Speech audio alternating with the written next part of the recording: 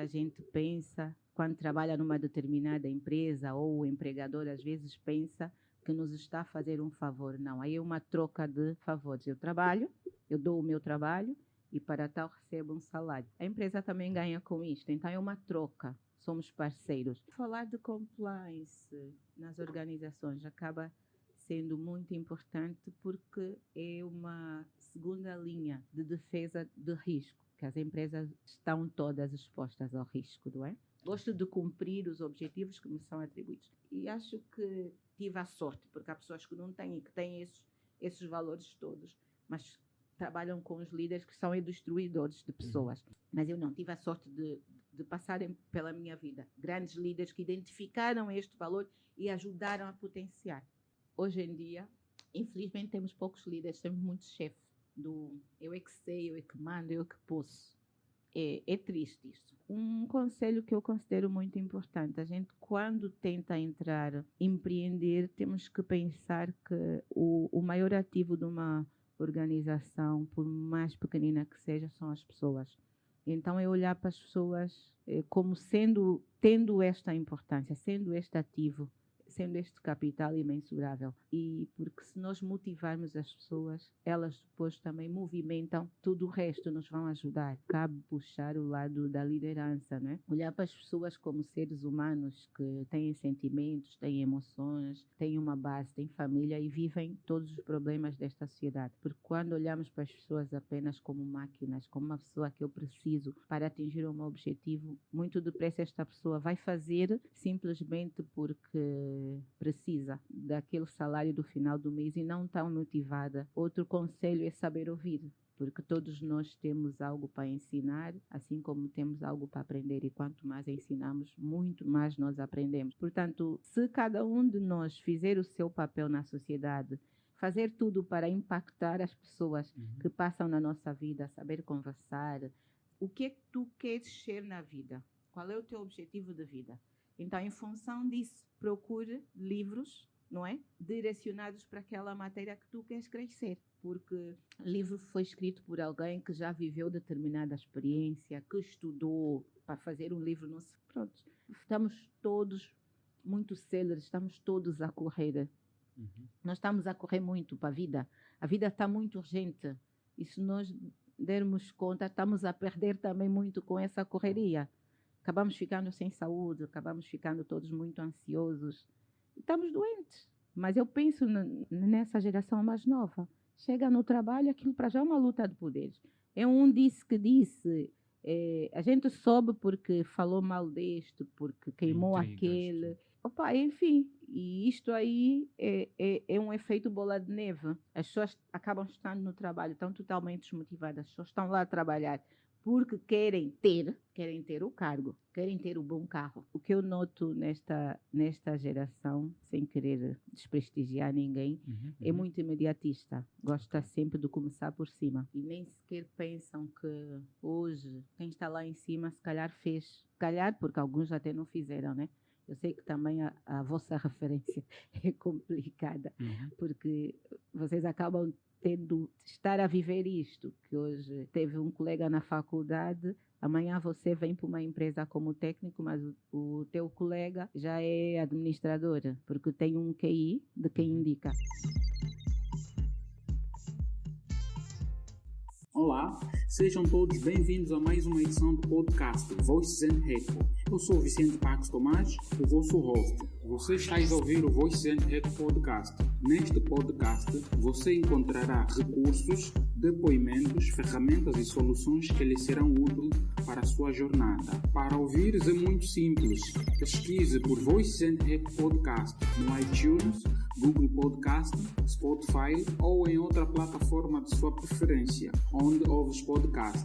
Contamos e partilhamos histórias reais e conectamos pessoas através do áudio. E desde já agradeço-lhe por ouvir o episódio de hoje.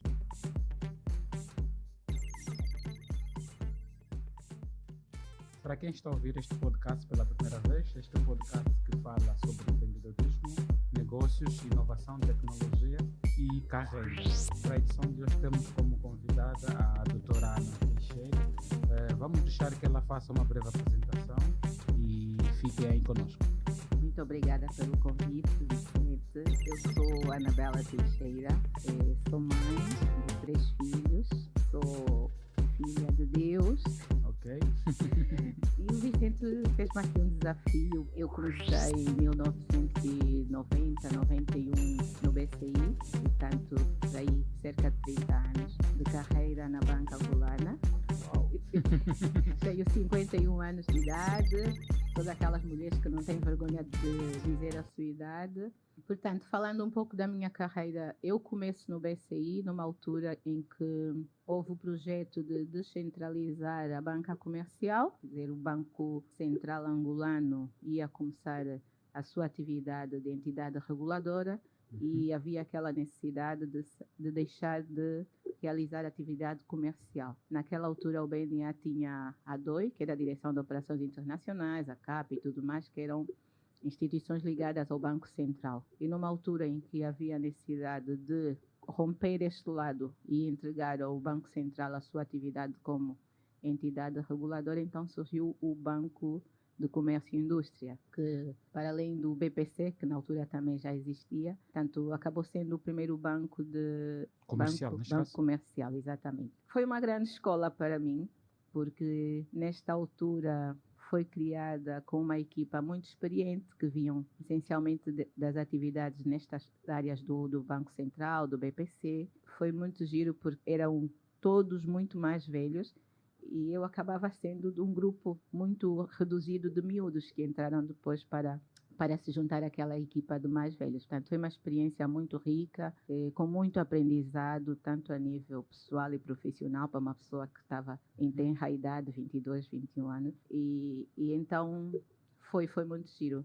Depois de uns largos anos, fui convidada a abraçar um novo projeto. Foi na altura em que iam criar o primeiro banco angolano de capitais privados, que é o Banco Angolano, na altura era o Banco Africano de Investimentos. E hoje é o BAI, né? Hoje é o BAI. Okay. E continuava a ser BAI.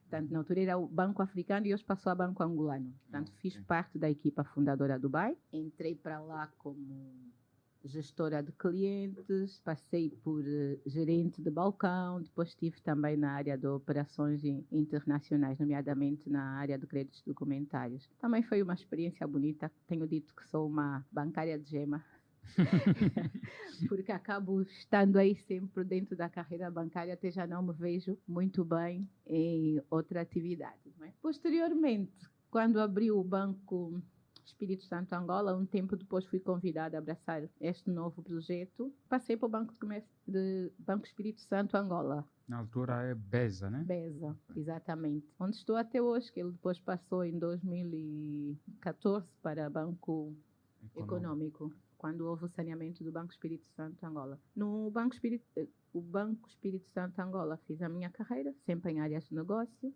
Fui diretora há muitos anos da rede comercial. Foi um projeto também muito bonito.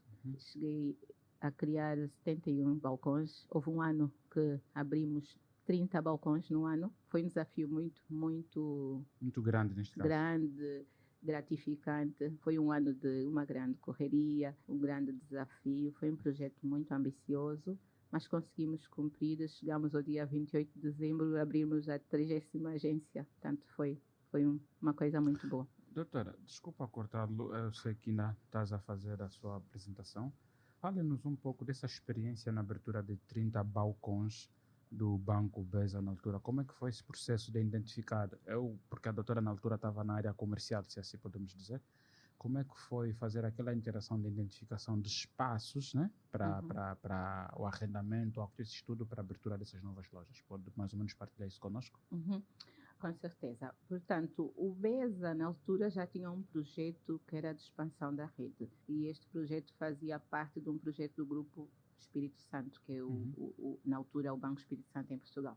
Portanto, era um projeto de grupo e nós estávamos inseridos no grupo e era definido pelo grupo e foi-nos dado esse desafio. Entretanto, desde a sua criação, o BESA já tinha este projeto de expansão por todo o território nacional e aqui pelos grandes centros de negócio. E já havia muitos pontos adquiridos. Na verdade, o que nós fizemos naquela altura foi identificar os espaços que já tínhamos, nomeadamente lojas e terrenos, fizemos um estudo, uma equipa multidisciplinar, que era composta por equipa da área comercial, que éramos nós na altura, a rede comercial, a equipa do marketing, e não foi um trabalho só assim, portanto, foi feito um estudo em cada um dos locais onde nós pretendíamos fazer esta abertura. E com base nos critérios que foram definidos, depois foi apresentado o resultado do estudo e tomou-se as decisões, tanto que houve espaços que já estavam adquiridos na altura pelo Espírito Santo, que foram descontinuados, foram vendidos e tudo mais, tanto, e outros que se decidiu prosseguir, e aí foi aberta, mas sempre foi um trabalho de equipa, uma equipa multidisciplinar, cada um com seu saber, só isso foi possível levarmos a bom porto, aquilo que estava projetado. Ok, obrigado. Então podes continuar. Pronto, depois no Banco Espírito Santo, em 2013, 14 foi o ano que houve o saneamento, que começou pelo o Banco Espírito Santo em Portugal. Para mim, particularmente, foi um choque, não é? Porque quem conhecia o Grupo Espírito Santo sabia a dimensão. Era um grupo centenário em Portugal. Na altura eu já viajava para lá muitas vezes, miúda, e via o peso que tinha aquela estrutura, nomeadamente a sua liderança também, o Dr. Ricardo Salgado. Pude visitar algumas agências na altura em serviço no BES e sentir de perto, apesar daquela estrutura tão grande, como é que aquela liderança que estava lá no topo da pirâmide conseguia fazer chegar até a base. Tanto as pessoas, ao referirem-se ao Ricardo Salgado na altura, brilhavam os olhos, portanto, transmitiam aí uma segurança, uma empatia muito grande, e aquilo foi muito bonito. Então, um dia destes, penso que foi num domingo à noite, eu me lembro disso, estava em casa, estava-me a preparar para ir dormir, e o meu marido chamou-me: Bela, vem cá rápido. Estava no SIC Notícias e vinha no rodapé, última hora, foi o saneamento do BES. Portanto, o BES foi declarada a falência, que iam partir em 2 bancos. Eu apanhei um choque tremendo com aquela notícia, por ter vivido, conhecido e estar dentro do próprio grupo, não é? Pronto, e daí foi em cascata, não é? 2 dias depois, estava aqui o governador do Banco Central da Angola também a anunciar o saneamento do Banco Espírito Santo Angola. Pronto, a partir daí foi um processo de altos e baixos. Todos nós sabemos que a determinada altura queremos estabilidade, acabou criando algumas instabilidades. O processo foi, de certa forma, novo cá no mercado, não é? Já tinha havido o da CAP, penso que a CAP na altura faliu, mas não se falou quase nada, não se percebeu muito bem. E pronto, na altura que foi do Banco Espírito Santo, muito se falou, nem tudo se percebeu, nomeadamente para nós que estávamos lá dentro. E pronto, foi assim uma história que fomos vivendo, mas acabou servindo como experiência para hoje estarmos aqui. Ok, tens toda a razão. Até que o que passou, porque nós estamos aqui mesmo para falar. Leva-nos à memória. A doutora está com 50 anos ou 25 anos ou mais de carreira na banca. Como podes caracterizar o sistema bancário angolano atual? Vamos assim falar, do ano 2000 até 2010 e de 2010 a 2020, neste caso. Dividi-lo assim por dezena, né? Eu penso que tem estado a evoluir. Portanto, poderemos dizer que não naquela velocidade que se espera. Algumas pessoas são muito críticas, mas eu particularmente digo que não. Tem havido um crescimento. Aliás, eu penso que, para além do setor petrolífero, que tem uma matriz de grandes mercados, não é? A maior parte inglesa e americana, não é? O setor bancário em Angola é dos que mais evolução tem tido. Também devido à globalização, à exigência internacional, porque se nós quisermos continuar a fazer negócios, temos que nos organizar cada vez mais. Portanto, já houve muita legislação nova, já houve aumento, inovação a nível de tecnologia, enfim. Eu acho que viemos de longe e temos estado a marcar um bom passo. Muito ainda há por ser feito, mas não podemos dizer que não foi feito nada. Eu penso que não. Tem sido feito aos poucos. Precisamos de melhorar, sim, mas já tem sido feito muita coisa. Nós, eu dessa geração, né? Nossa geração, os de 80, 90, Nós agora estamos com esta questão do empreendedorismo e negócios. Todo mundo quer fazer negócios, todo mundo quer propriamente abrir um pequeno restaurante, um bar. E eu acredito que com a experiência da doutora Ana, como é que podes caracterizar o processo de criação de uma empresa ou o processo de organização de uma empresa? Eu penso que o primeiro passo é claramente conhecer o mercado. Primeiro, definir uma estratégia. O que é que eu quero fazer? E, essencialmente, pensar do pequeno para o grande. O que eu noto nesta geração, sem querer desprestigiar ninguém, é muito imediatista. Gosta sempre de começar por cima. E nem sequer pensam que hoje, quem está lá em cima, se calhar fez. Se calhar, porque alguns até não fizeram, né? Eu sei que também a vossa referência é complicada, porque vocês acabam tendo estar a viver isto, que hoje teve um colega na faculdade, amanhã você vem para uma empresa como técnico, mas o teu colega já é administradora, porque tem um QI de quem indica. E, infelizmente, isto também preocupa, mas não. Voltando à sua questão, eu acho que a pessoa tem que pensar, primeiro planificar o que é que quer fazer e pensar, marcar um passo de cada vez. Não querer logo começar grande. Olhar para o setor, olhar para a área onde quer, fazer uma pequena pesquisa que não precisa ter grande formação. É preciso só ter aquele bichinho do empreendedorismo. Ir ver o mercado, onde é que quer, começar pela papelada, pelos documentos. Depois, então, começar a implementar. Agora, um conselho que eu considero muito importante. A gente, quando tenta empreender, temos que pensar que o maior ativo de uma organização, por mais pequenina que seja, são as pessoas.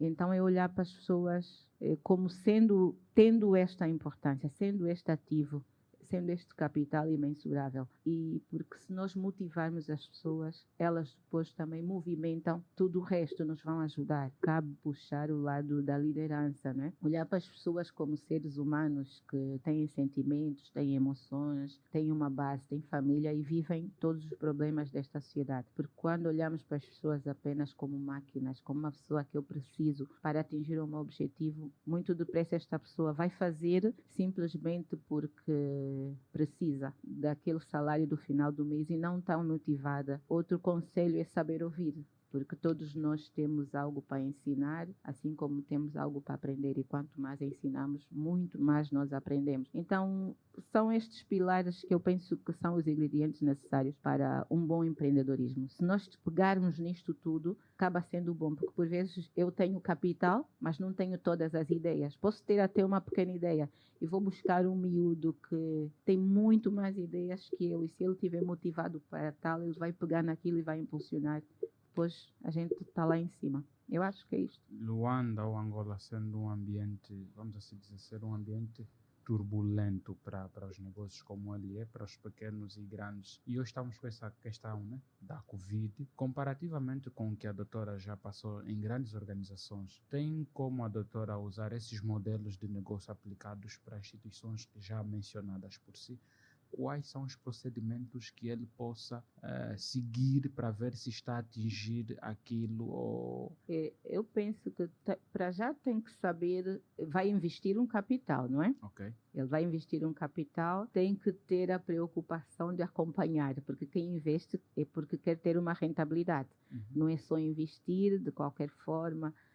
Por exemplo, nós já vimos muitos mais velhos antigamente que investiam, mas era tipo, abre uma loja, faz um investimento, mas tudo que vende vai lá ao caixa, precisa de 100 kwanzas, tira 100 kwanzas, precisa de 200, não. Invista um capital, crie a contabilidade organizada mesmo, arranja alguém, já há grupos muito pequeninos para uma contabilidade simples também, que é possível.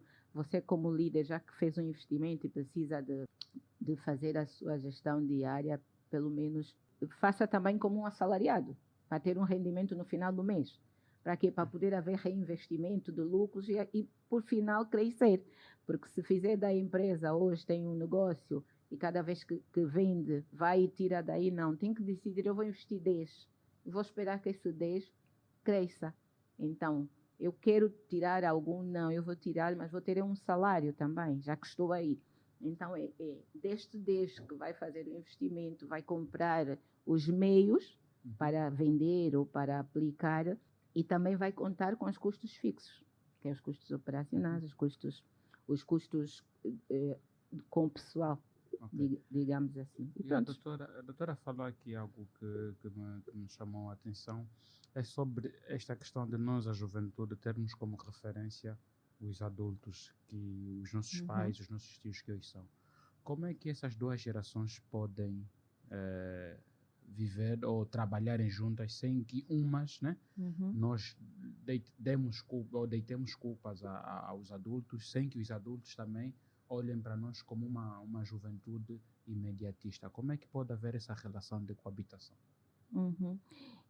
Eu penso que aqui há um grande trabalho a ser feito, né? Mas, como disse anteriormente, tudo começa no pequeno. Isto devia ser para tudo na vida.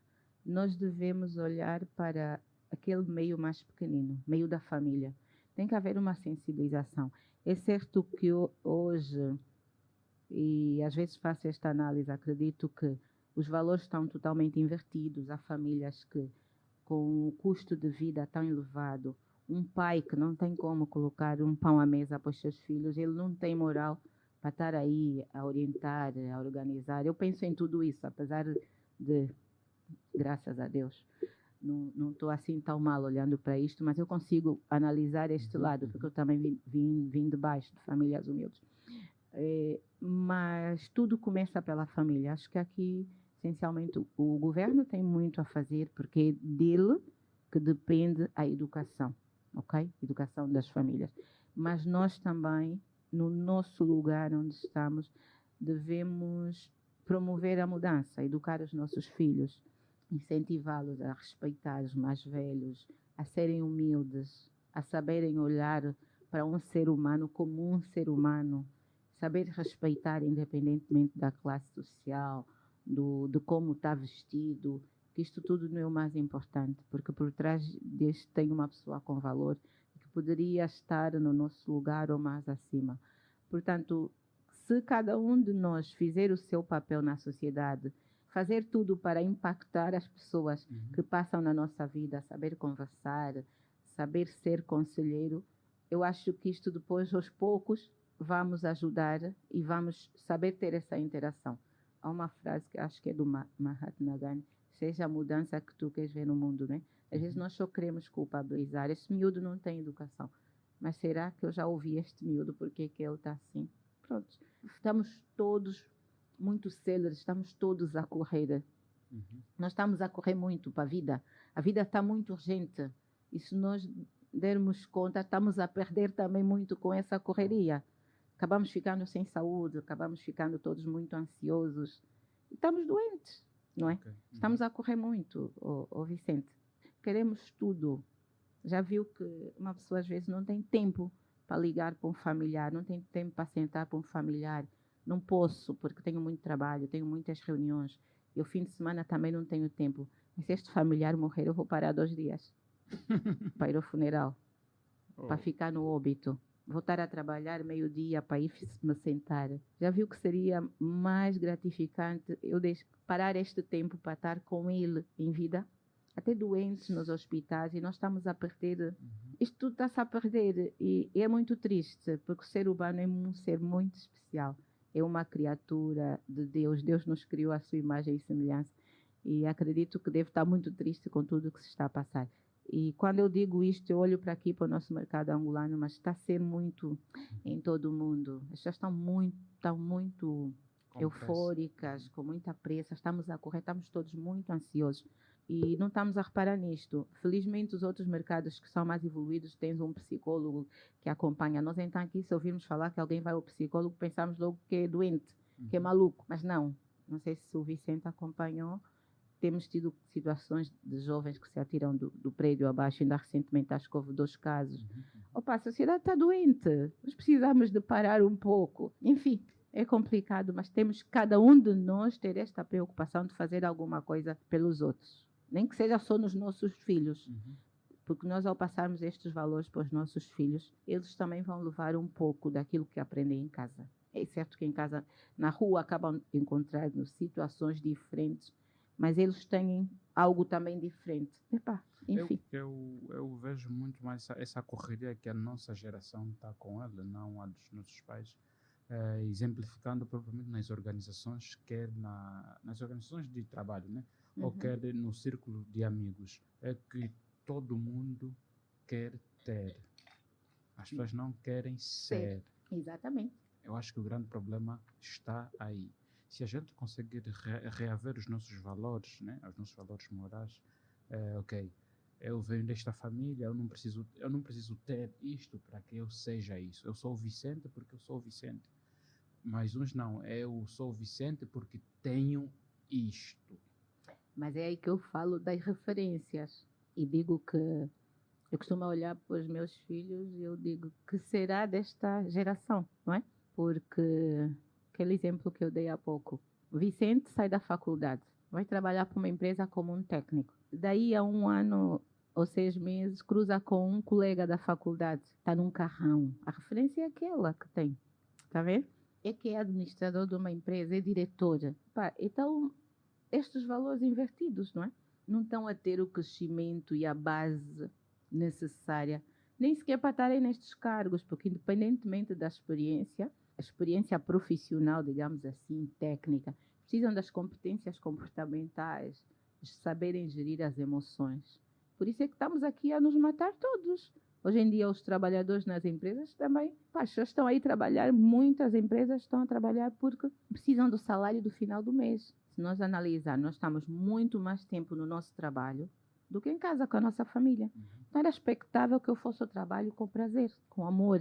Porque eu estou lá há muito tempo, eu tenho que estar bem com aquelas pessoas, está a ver? E só por isso é que nós estamos doentes, porque eu vou para o trabalho, não estou claramente a dizer a mim, porque a minha experiência hoje em dia já me permite separar estas águas, mas eu penso nessa geração mais nova. Chega no trabalho, aquilo para já é uma luta de poderes. É um disse que disse, a gente soube porque falou mal deste, porque queimou aquele. Opa, enfim, e isto aí é um efeito bola de neve. As pessoas acabam estando no trabalho, estão totalmente desmotivadas, as pessoas estão lá a trabalhar porque querem ter o cargo, querem ter o bom carro, querem ter a boa vida. Não se preocupam se querem ser o bom profissional. Por que ele não tem essa preocupação? Porque o outro também não é. Se ele saiu da faculdade para administrador e tem tudo aquilo, por que eu não posso ter? Até estudarmos juntos. E outros até dizem, ele até era um aluno menos inteligente que eu. Por que ele tem e eu não tenho?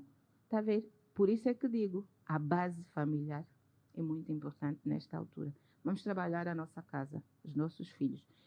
É certo que dizem que também lá fora eles apanham a influência, mas nós temos que cada vez mais reforçar o trabalho dentro de casa. Não é um processo fácil, é muito complexo, porque ser mãe, ser pai, não é nenhuma tarefa fácil, porque não tem um catálogo. Desculpem-me, quem fez o catálogo deve estar também com muita dificuldade, porque criou aí, critérios e análises feitas com base em estudos, quando na verdade é a vivência. Há coisas que nós ganhamos vivendo. Não tem como dizer que está no livro e eu vou ao livro e vou ler. Esquece, isso não. A vida não é isso.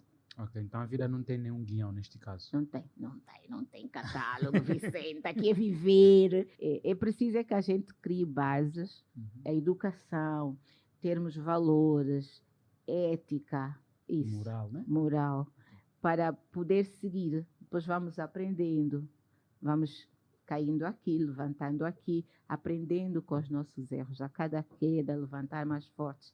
E aí vamos fazendo a nossa caminhada. Não maltratar ninguém, não humilhar ninguém. Porque aquilo que fazemos é tudo volta contra nós. Em determinado momento há de voltar contra nós. As pessoas pensam que não. Mas está escrito, nada fica sem resposta. Para quem está a ouvir este podcast, muito obrigado por estar a nos ouvir. Eu vou mandar um abraço aos nossos parceiros, ao restaurante Sucara, Portal de TI. Portal de TI, um dos maiores portais atualmente de tecnologia. A Choa Hub, a Cacharamba. Cacharamba é feito em Lubito, é feito em Benguela, é feito em Angola e pode encontrar em variados supermercados do nosso país. É só pesquisarem pelas redes sociais Cacharamba ou Restaurante Sucara ou então Portal de TI.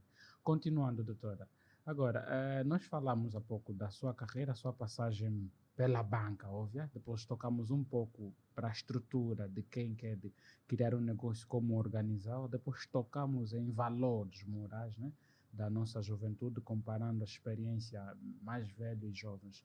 E que tal adicionarmos, nesse caso, compliance para os processos de criação ou de organização de uma pequena empresa? Como é feito o processo de compliance para termos o controle do que a gente está a tirar?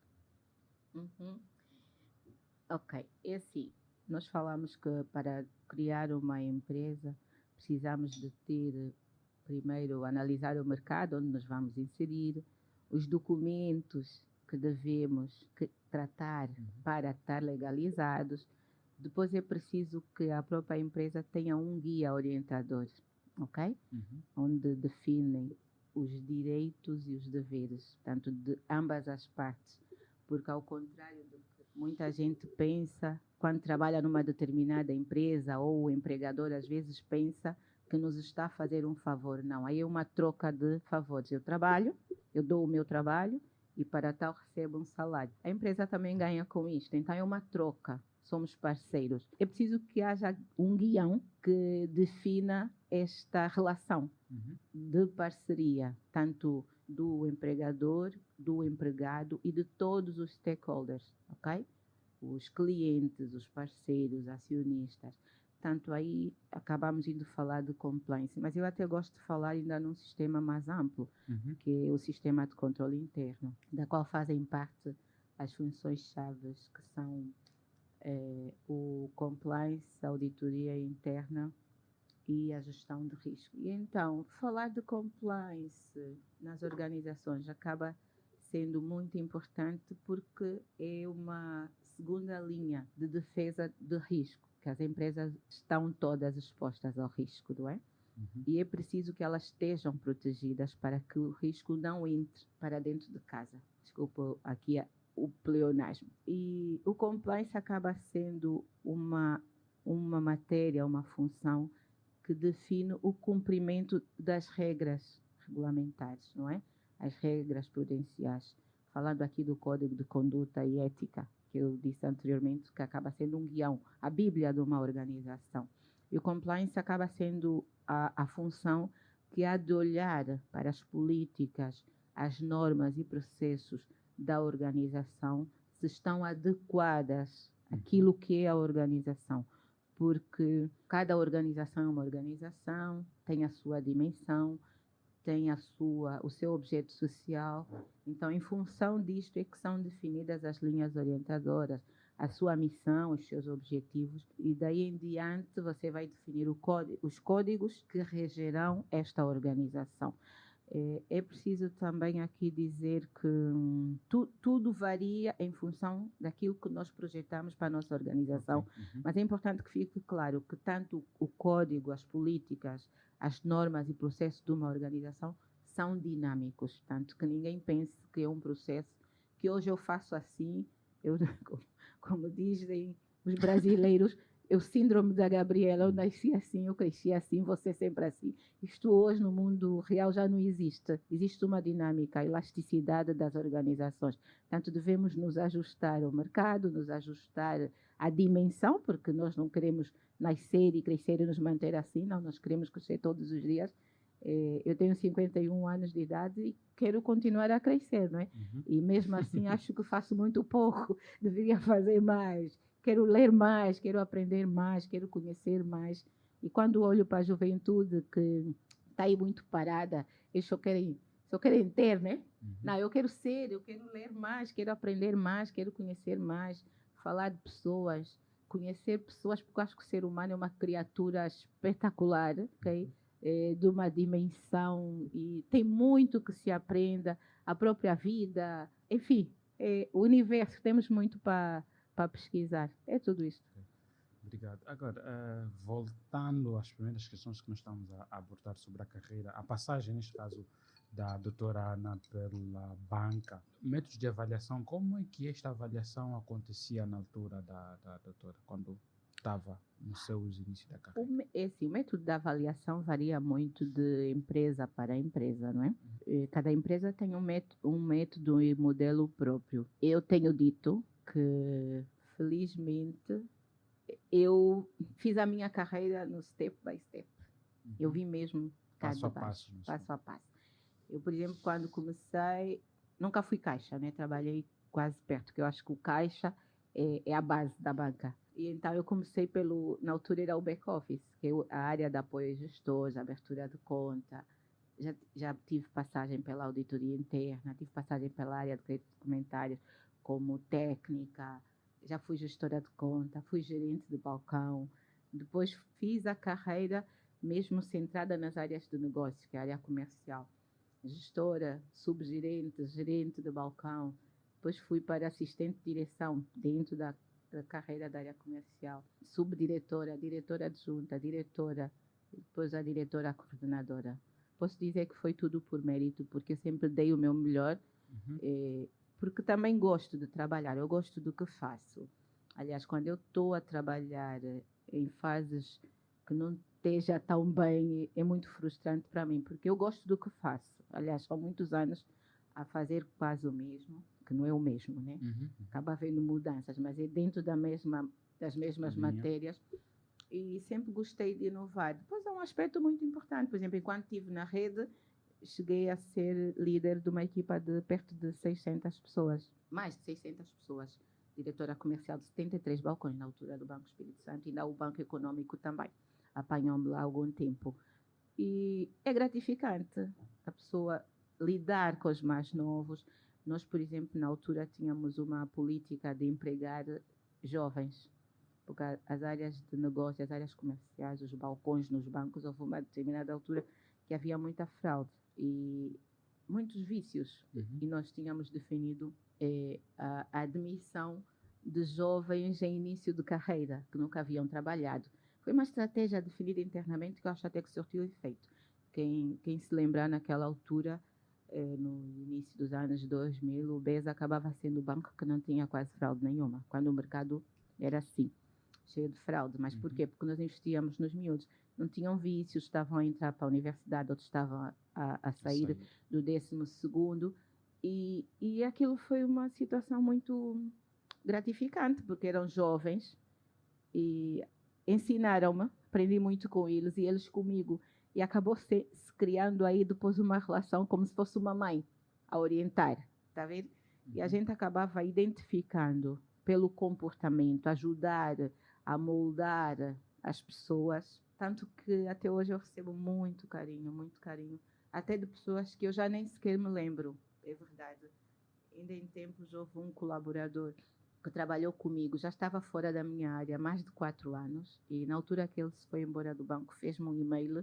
Eu quando recebi, eu disse, ai meu Deus, não vejo esta pessoa há mais de 4 anos, e fez-me um e-mail, eu até chorei, porque, derramou aí muita emoção, disse coisas que eu já nem me lembrava. E para dizer que recebo muito carinho diariamente, de pessoas que já não estão no banco, uns pedem uma amizade nas redes sociais, dizem, foste minha boss.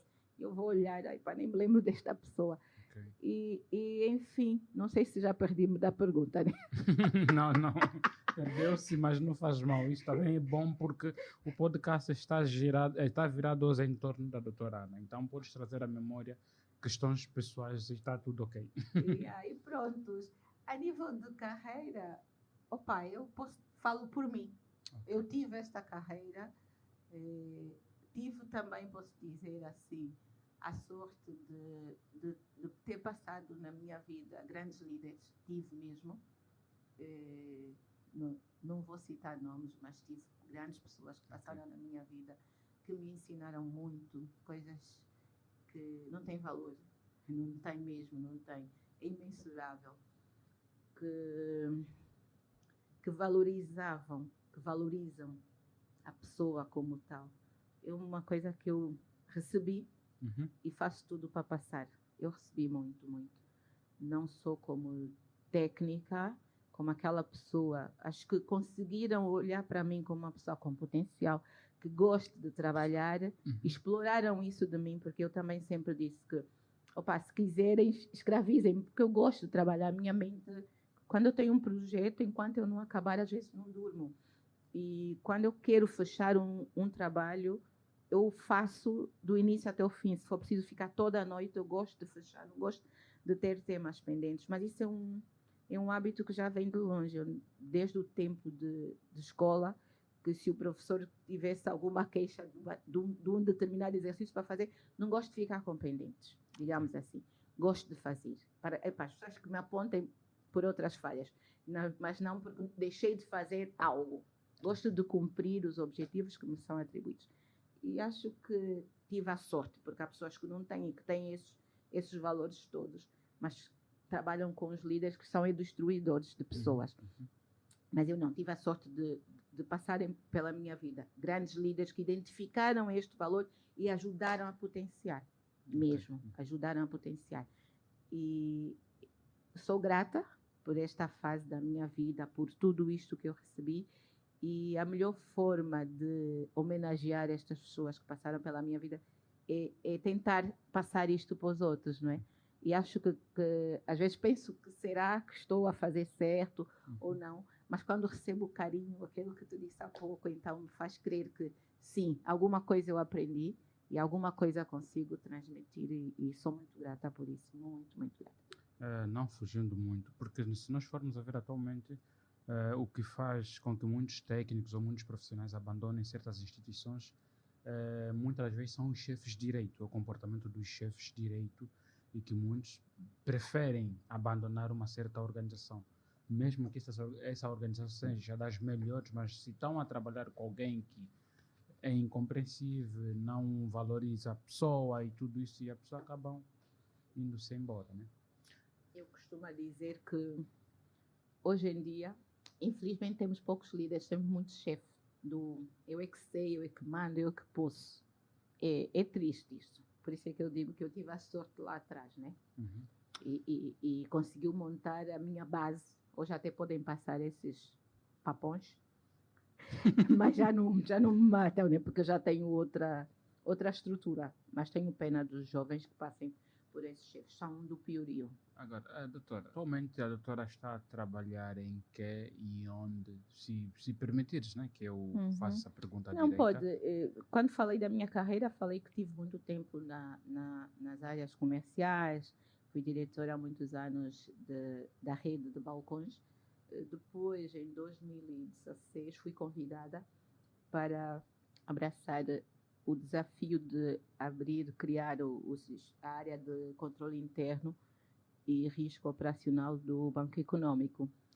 Confesso que no momento em que fui convidada, deu assim aquele bichinho, porque era algo totalmente novo, falava-se muito pouco, apesar de que o BNA já tinha criado o aviso 2 de 2013, que era sobre o sistema de controle interno, mas ainda assim a banca angolana não estava tão empenhada, o próprio BNA também, considero, né? Às vezes considero que na altura criaram a legislação e tiveram que criar condições internas, competências técnicas para poderem supervisionar. Então, nesta altura já começava a ser mais exigente. Aí os bancos também tiveram que se preparar. E na altura, no Banco Econômico, eu fui convidada a criar esta área. E, como disse, foi um momento que me assustou um pouco, porque estava habituada à área comercial, às áreas de suporte, e tive aquele receio. Mas tive muita gente a me desejar boa sorte e força, e dizer que eu podia, que eu iria conseguir, e eu dizia que não percebo. O que é isto, pai? O que é que eu vou fazer? Eu tive um antigo administrador meu, quando eu lhe disse assim, já toda triste, veja só, o que é que eu vou fazer aí? Eu não percebo nada disso, ainda por cima é uma área nova. Anabela, é tão bom. Tu começaste com uma mesa vazia.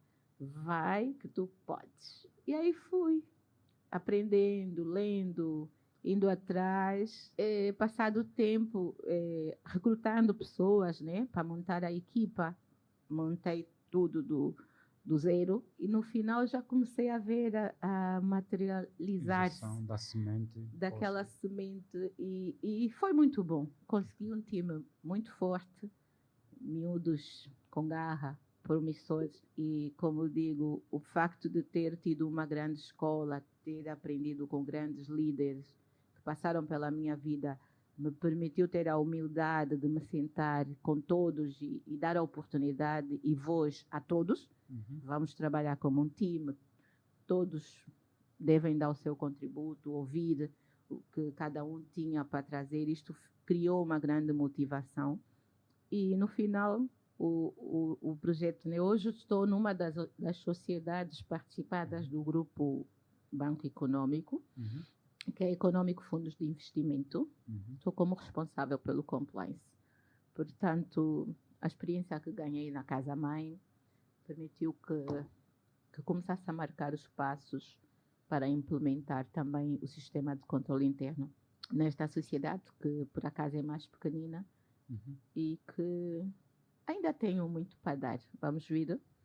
As coisas têm estado a caminhar, o próprio grupo está numa fase de reestruturação e o futuro a Deus pertence. Depois de descreveres tudo isso, né, de falares um pouco de si, quero poder aqui perguntar como é que a doutora quer ser lembrada? Por esse perfil rico e essa passagem rica pela banca que ainda estás lá, como é que a doutora quer ser lembrada?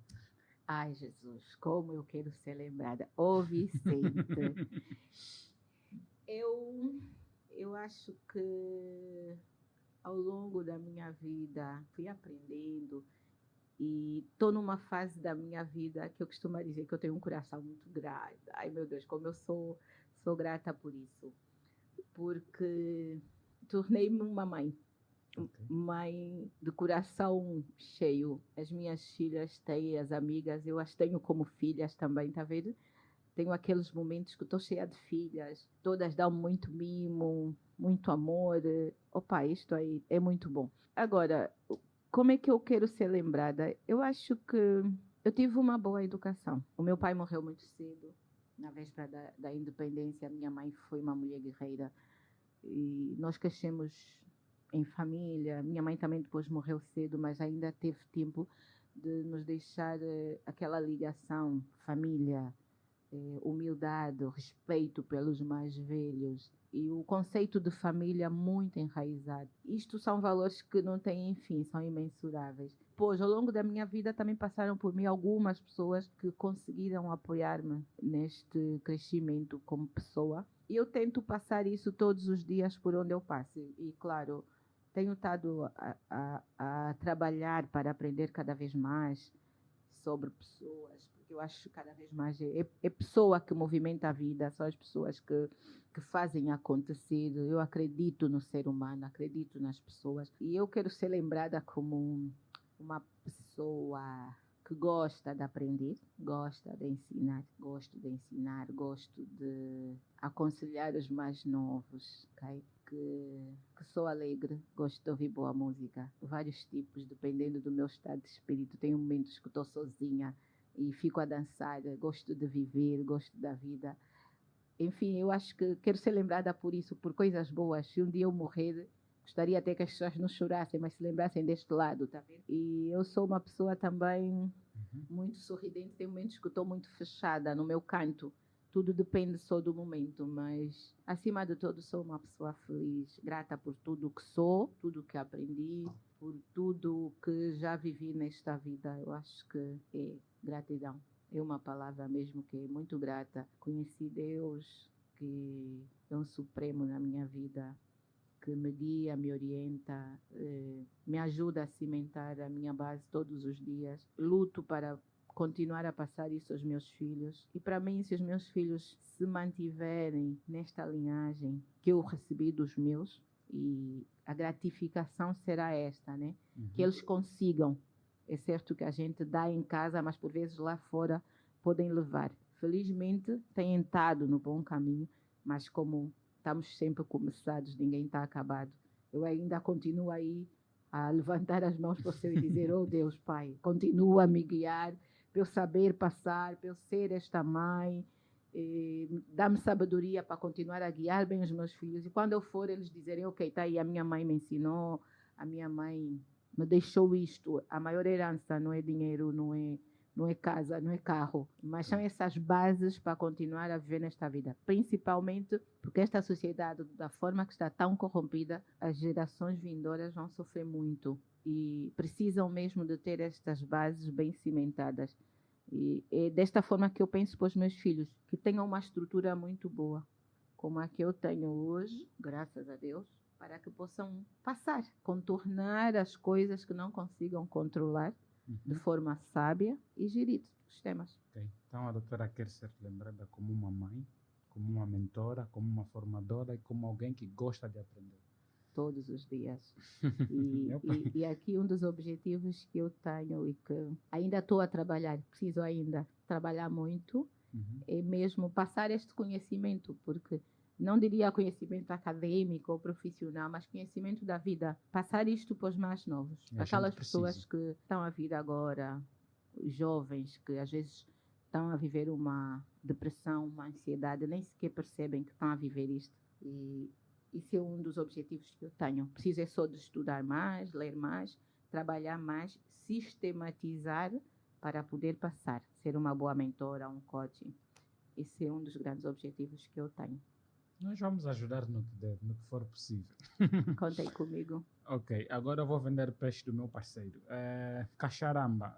Para quem queira comprar cacharamba, temos os pontos de vendas em Luanda, temos os pontos de vendas no Namibe, Lubito e Benguela temos outros pontos de venda, no Ambo, Lubango. Podem encontrar a cacharamba, que é um rum, né? É produzido em Lubito e Benguela. Podem encontrar no José Aguiar em Lubango e no Quero. No Namibe, vocês podem encontrar na Garrafeira Boa Ventura. Em Luanda, em todas as redes do Grupo Zara que eu quero, em todos os Queros, em todos os Candandos, em todos os nossos supers e outros. Agora, doutora, fala-nos um pouco de livros que ao longo desta carreira da doutora, os livros que mais lhe marcaram, os livros que a doutora tem como sugestão para dar para os nossos ouvintes também poderem ler, e esses livros marcaram-lhe a doutora, ou livros que estás a ler. Partilha conosco. Olha, muito recentemente eu li o livro O Monge que Vendeu o Seu Ferrari, do Robin Sharma. E agora, por acaso, comecei a ler o Sabedoria e Liderança, também do Robin Sharma. Mas confesso que de um tempo para cá andei muito preguiçosa de ler. Okay. Muito mesmo. E é um desafio, tenho estado a lutar contra isso, porque eu sei que preciso de ler mais. E O Monge que Vendeu o Seu Ferrari, li dia a dia como um livro de consulta, porque é de grande sabedoria. Aquilo que nós falamos aqui, o ser e o ter, fala de um grande executivo que era um grande advogado de sucesso, de renome, que tinha o dito Ferrari, que diante daquela azáfama da vida, do querer ser o grande reconhecido que vencia os grandes casos no tribunal, um advogado super, mega requisitado, mas chegou a um ponto que ficou doente. Aquilo que eu disse anteriormente, que nós hoje corremos tanto e no final ficamos doentes, nem usufruímos o dinheiro que ganhamos com esta correria, ficamos doentes. Ele chegou a um ponto que vendeu tudo e migrou para a Índia, à procura da sabedoria ancestral dos monges. Então a história é narrada por aí. É muito interessante, é de elevado conhecimento, dá determinados ensinamentos de como devemos levar a nossa vida. Apreciar melhor as coisas da vida, porque nós hoje quase não olhamos, nós vivemos para o futuro, daí as ansiedades, ou a depressão, olhar para o passado. E ninguém quase vive o dia de hoje, o momento que, se nós olharmos para o Pai Nosso, Deus nos diz para o pão nosso de cada dia nos dai hoje, para nos preocuparmos com o dia de hoje, porque para o dia da manhã, cada dia terá o seu momento. Então, nós devíamos ser mais do presente e dificilmente conseguimos viver no presente. Acho que isso ainda é um grande conselho para os jovens, olhar para o presente. Nós estamos preocupados com o que já passou, que já nem temos sequer o que fazer, se não tirar daí o aprendizado. Ou estamos a pensar no futuro que a gente não sabe. Vicente, estamos aqui, o Vicente pode sair daqui para casa, depois ouvi dizer que a doutora Ana teve um problema, vai dizer, eu tive com ela há pouco tempo. Sim, a gente não sabe, o futuro a Deus pertence. Então, o que este livro nos ensina é viver mais o presente, não é? Com muitas dicas interessantes. Aqui um grande conselho, procurem livros que vos edifique. Eu acho que hoje em dia há uma imensidão de livros muito grandes, não é? Uhum. E não adianta a gente dar um conselho, leia sobre isto. Aquilo que eu ouvi de alguém, um dos mentores, é o que é que tu queres ser na vida? Qual é o teu objetivo de vida? Então, em função disso, procure livros, não é? Direcionados para aquela matéria que tu queres crescer. Porque o livro foi escrito por alguém que já viveu determinada experiência, que estudou. Para fazer um livro não se faz um livro qualquer. E que depois acaba estando a receber uma mentoria do autor do livro, não é? Ok, sim. Pronto, então a gente vai ler porque cada pessoa tem o seu objetivo. Eu hoje, por exemplo, o meu foco é liderança e desenvolvimento humano. Eu acho que cada vez que eu conheço as pessoas, quero conhecer ainda mais. E então eu estou muito focada para ir sobre pessoas, porque primeiro quero crescer eu como pessoa para poder passar aquilo que eu disse que quero ser mentora de pessoas, apoiar as pessoas no seu crescimento pessoal, apoiar as pessoas no crescimento das suas carreiras e quero montar isto para dar. E é por aí que eu vou ler. Agora, quando se trata de leitura, o que eu aconselho é que cada um primeiro saiba onde é que quer ir, para depois então definir o tipo de leitura. Hoje, se fizer um Google, vai lá, eu quero livros sobre o tema tal, sobre liderança, vão lhe dar aí uns tantos. Inclusive, vai ver comentários em que as pessoas vão fazer as análises das experiências que viveram com cada um dos livros, e eu acho que é muito por aí. Não gosto muito de dizer, leia aquele livro, às vezes até posso dizer, né? Mas eu acho que livro é algo muito pessoal, tem a ver com aquilo. O Vicente hoje está aqui com o podcast, está a falar de empreendedorismo, se calhar vai se preocupar muito com o empreendedorismo hoje, porque quer crescer neste ramo, não é? Se eu disser, olha, vai ler lá o Monge, se calhar não vai lhe interessar ainda tanto.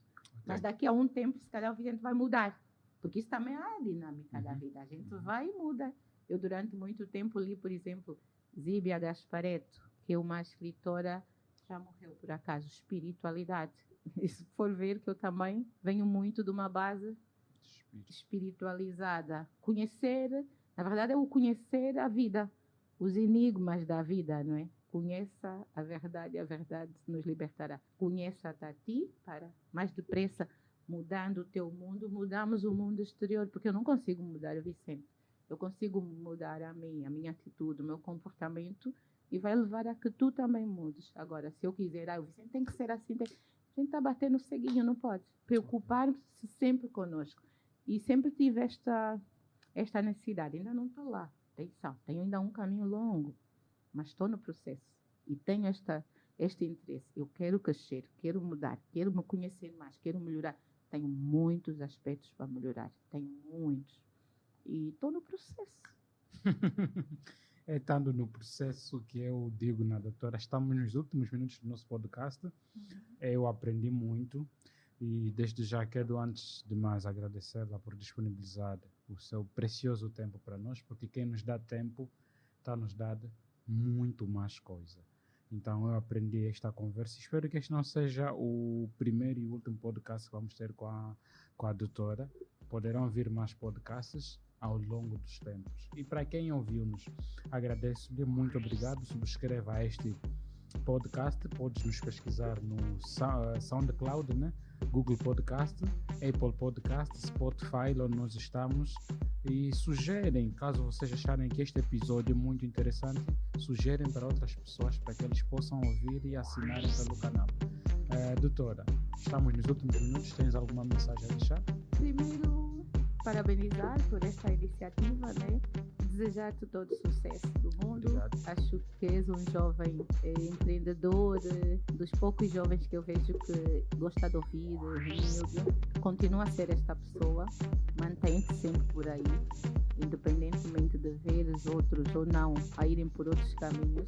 Eu acho que estás no caminho certo. E enfim, para quem nos ouve, agradecer, deem todo o apoio necessário. Vamos tentar deixar a nossa semente para este mundo que é muito interessante. Sejam felizes e amemos-nos uns aos outros. Obrigado. Obrigada eu. Tá. Caras do sonho, do Cucalaquiaco ao Quinganga Mapacala e do Bundila até ao Quimbumba. Para mais mais informações ligue 928 49 87 24 ou 925 93 75 54 ou escreva por e-mail garasdossoio@gmail.com.